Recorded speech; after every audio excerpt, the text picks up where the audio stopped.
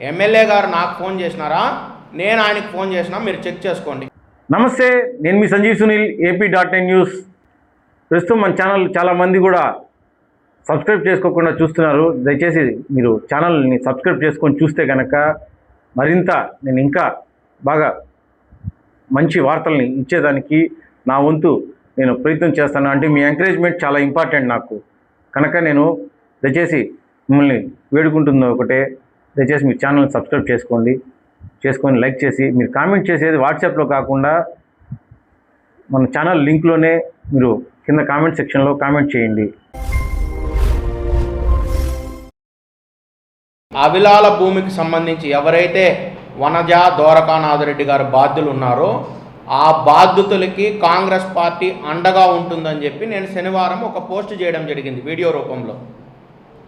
ఆ వీడియో చూసి ఎమ్మెల్యే గారు నాకు ఫోన్ చేయడం జరిగింది. ఎప్పుడు అది జరిగింది? 20వ తారీఖు శనివారం రోజు జరిగింది. రాత్రి 9:30కి నాకు ఫోన్ చేశారు ఆయన ఏం చెప్తున్నారు, నాకు ఫోన్ చేశారు అని చెప్తున్నారు ఆయన. ఎమ్మెల్యే గారు నాకు ఫోన్ చేయడం జరిగిందని. ఇక్కడ జరిగింది ఏంటంటే, నా ఫోన్ ఇస్తాను మీ అందరికీ. ఎమ్మెల్యే గారు నాకు ఫోన్ చేసినారా, నేను ఆయనకు ఫోన్ చేసినా, మీరు చెక్ చేసుకోండి. ఇంతవరకు ఇంకా నేను రికార్డులు కూడా అరెస్ట్ చేయాలి, అట్లే ఉన్నాయి.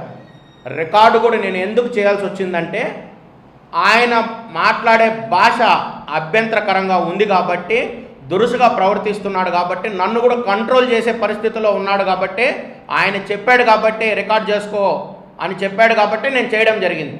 అది అక్కడికైతే దానికి కంటిన్యూషన్గా మళ్ళీ డాక్యుమెంట్స్ వెరిఫై చేయి, బోత్ పార్టీస్ చూడు అని నాకు చెప్పడం జరిగింది ఆయన.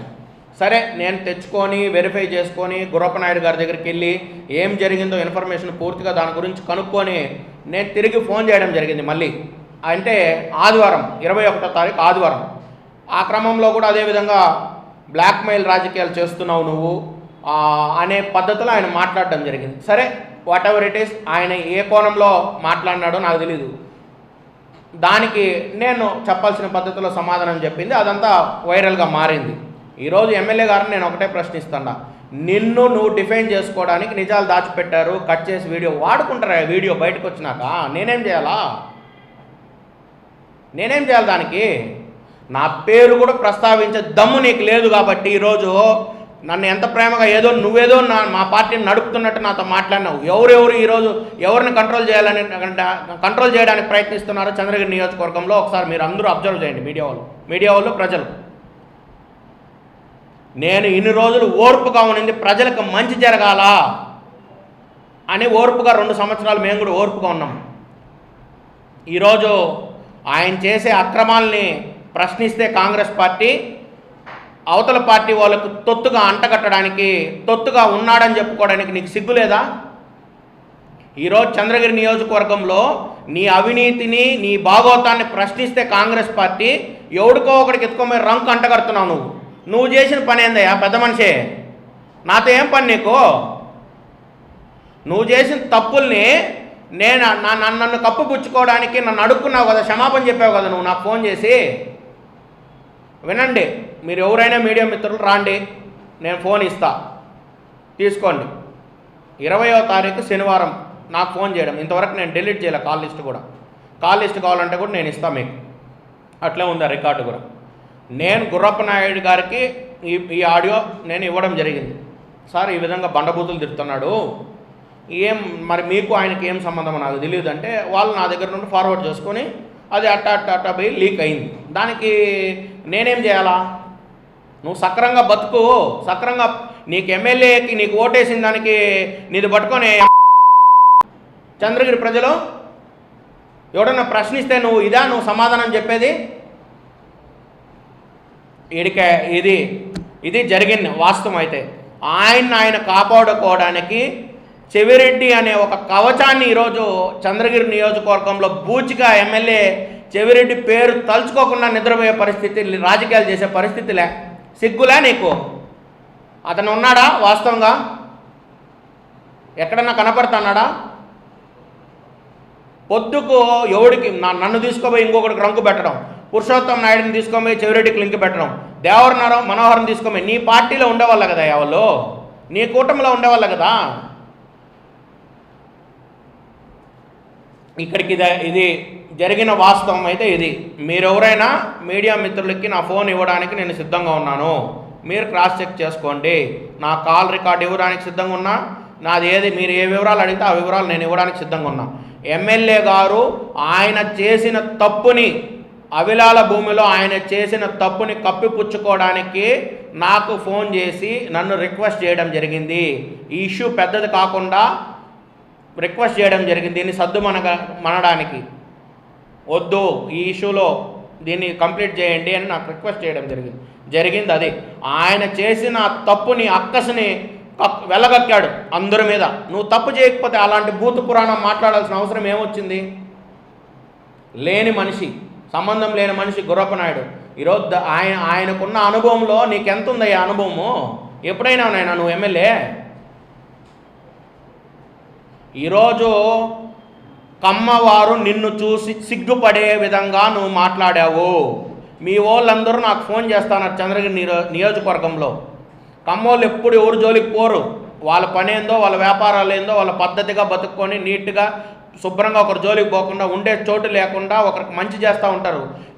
నిన్ను చూస్తే ఇంత అక్రమార్కుడు ఏందేనో వాళ్ళకు తలదించుకునే పరిస్థితి.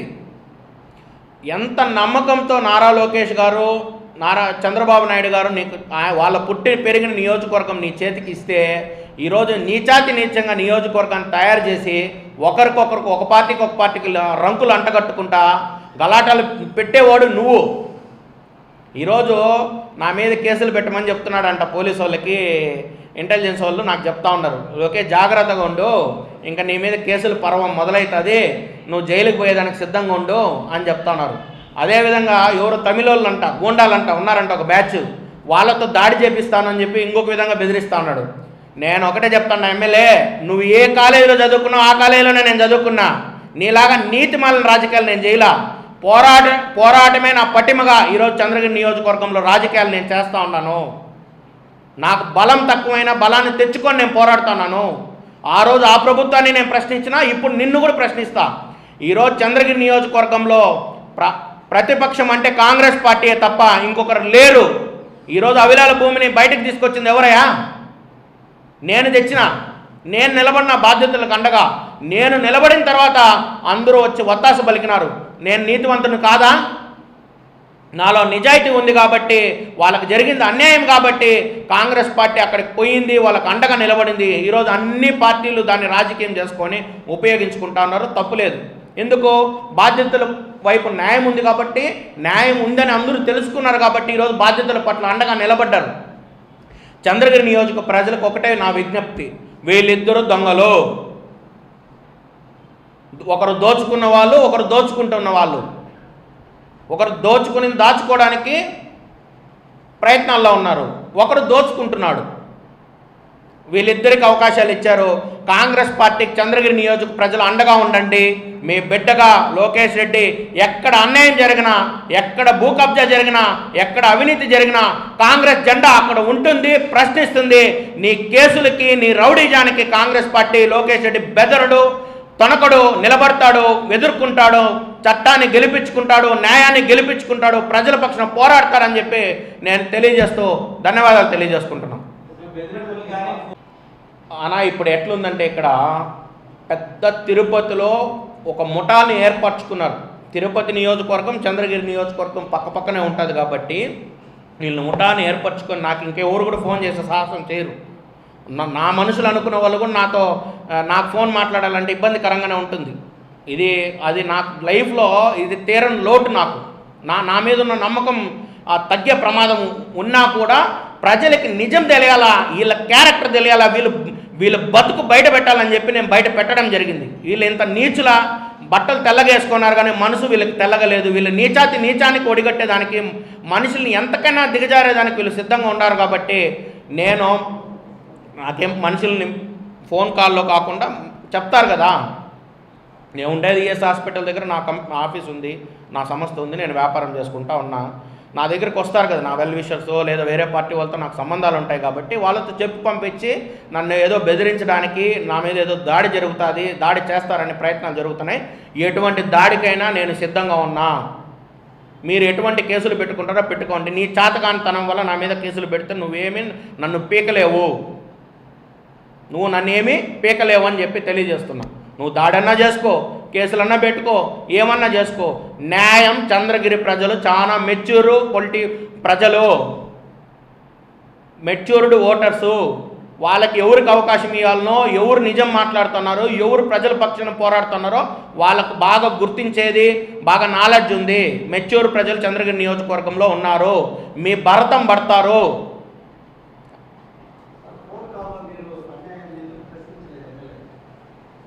ప్రశ్నించే ఛాన్స్ ఎక్కడిచ్చాడనా ఆయన? నన్ను కంట్రోల్ చేస్తున్నాడు కదా. చెప్పేది నమ్మా అంటున్నాడు. ఖచ్చితంగా నా మీద నమ్మకం ఉంది, కానీ నమ్మకం ఉంది కాబట్టే నాతో మాట్లాడాడు. ఎందుకు నమ్మకం ఉంది? నాకు చెవిరెడ్డి భాస్కర్ రెడ్డి అనే వ్యక్తికి పడదు కాబట్టి ఆయన అన్ని బూతులు మాట్లాడినాడు. మీతోనో ఇంకోరితోనో మాట్లాడాడు కదా, నా మీద నమ్మకంతోనే మాట్లాడాడు. దాన్ని అయితే నేను ఎట్టి పరిస్థితుల్లో దాన్ని ఒప్పుకుంటాను. నా మీద ఉన్న నమ్మకంతో ఆయన మాట్లాడాడు. కానీ ఆయన చేసిన తప్పుని సరిదిద్దుకోలేదు కాబట్టి నేను బయట పెట్టా. వాళ్ళ భూమిని కాచేసి ఈయన డిఫెండ్ చేసుకుంటే ఎట్లనా? ఎక్కడికి పోతాను సమాజము? నీవు ఎమ్మెల్యే అయినంత మాత్రాన ఎవడు దొరికితే వాడు భూములు కొట్టేస్తావా? నువ్వు ఎవడి మీద కంటే వాడికి పోతావా? ఎవడి మీద అంటే వాడు దౌర్జన్యాలు. వేల కోట్ల రూపాయలు ఈరోజు చంద్రగిరిలో అవినీతి జరుగుతూ ఉంది. నేను మొన్నటి వరకు నోరు విప్పలా, నేను ఏదో జరుగుతూ ఉంది అనేసి. ఈరోజు సెట్టిపల్లి ల్యాండ్స్ కోట్లాది రూపాయలు, రెవెన్యూ మంత్రి, కలెక్టరు, ఎమ్మెల్యే కలిసి కోట్లాది రూపాయలు అక్కడ అవినీతి జరిగింది. ఇప్పుడు మంగళంలో ఏదైతే వేణుగోపాల్ కాలనీ ఉందో ఆ వేణుగోపాల్ కాలనీలో దగ్గర సుమారు 50 ఇండ్లు కొట్టించినాడు ఈయన. అదేవిధంగా దామినేడు ఇప్పుడు ల్యాండ్స్, గ్రావెల్, ప్రతి దగ్గర కమిషన్లు, గ్రావెల్, మెటల్ క్వారీస్. ఎవరు నీకు కమిషన్ ఇవ్వడం లేదా? కమిషన్ నువ్వు కలెక్ట్ చేయడం లేదా మనుషులను పెట్టుకొని? అదేవిధంగా అపార్ట్మెంట్స్ కట్టితే పర్ స్క్వేర్ ఫీట్ కింద తీసుకుంటున్నాడు.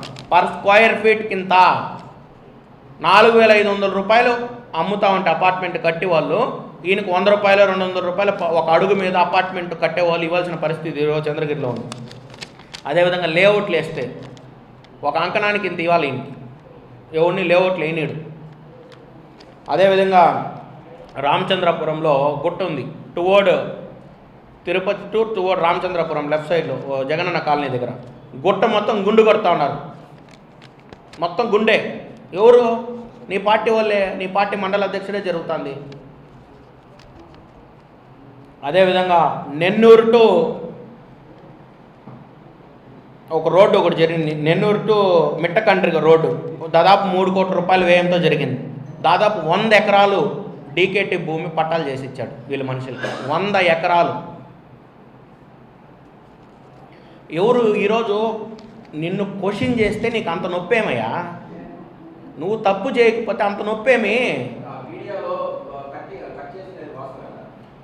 అన్న? నేను వీడియో బయటకు రిలీజ్ అయింది, నా ద్వారానో ఇంకోరి ద్వారానో రిలీజ్ అయింది. ఆడియో, వీడియో కాదు ఆడియో.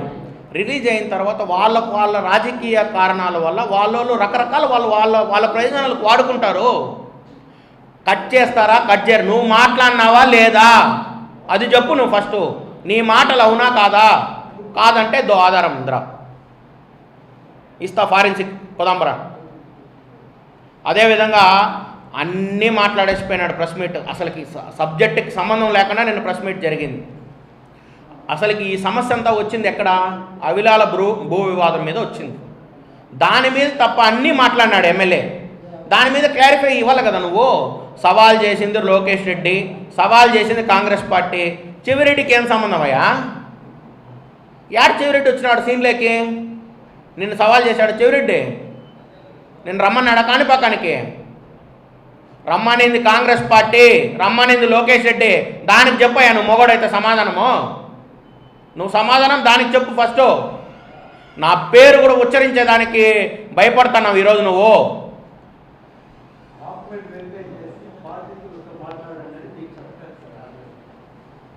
చెప్పారు. నేను రెండు డాక్యుమెంట్స్ చూడడం జరిగిందన్న. అక్కడ తప్పు జరిగింది వాస్తవము, వాళ్ళ భూమి కాచేసేది వాస్తవము అని నేను తెలుసుకున్న తర్వాత ఆయనకి చెప్పడానికి ప్రయత్నించాను. ఆయన వినలేదు. అది కూడా ఉంది రికార్డు. అది సెకండ్. నేను ఫోన్ చేసిన ఆయనకి, నేనే ఫోన్ చేశాను. దాంట్లో కొన్ని మాటలు ఆయన నన్ను తోలనాడడం జరిగింది, బ్లాక్మెయిలరు అది ఇది అనేసి. దానికి నాకు క్షమాపణ కూడా చెప్పాడు ఆయన తిరిగి ఫోన్ చేసి, నేను క్షమాపణ చెప్తాను, అట్లా మాట్లాడుండకూడదని. నా మీద నమ్మకంతోనే నాతో మాట్లాడినాడు. నా మీద ఒకరి మీద నమ్మకం కాదు, నీకు 3 లక్షల మంది ఓట్లు వేస్తే నువ్వు ఎమ్మెల్యే అయినావు, 3 లక్షల మందికి నువ్వు నమ్మకస్తుడుగా పనిచేయాలి. లోకేష్ రెడ్డి ఒకరినే, కాంగ్రెస్ పార్టీని ఒకరినే నమ్మకంతో పనిచేయకూడదు. నువ్వు నీకు 3 లక్షల ప్రజలు ఓట్లేస్తే నువ్వు ఎమ్మెల్యేగా ఎన్నికైనావు. అది గుర్తుపెట్టుకొని ఆ భయంతో నువ్వు పనిచేసి ఉంటే ఈ తతంగం జరిగి ఉండదు. వాళ్ళ భూమి కాచేసే క్రమంలో కాచేసావు కాబట్టి నువ్వు ఈ విధమైన తప్పుడు మాటలు, తప్పుడు కూతులు కూస్తా ఉన్నావు అని చెప్పి, కూసావని చెప్పి నేను తెలియజేస్తున్నాను.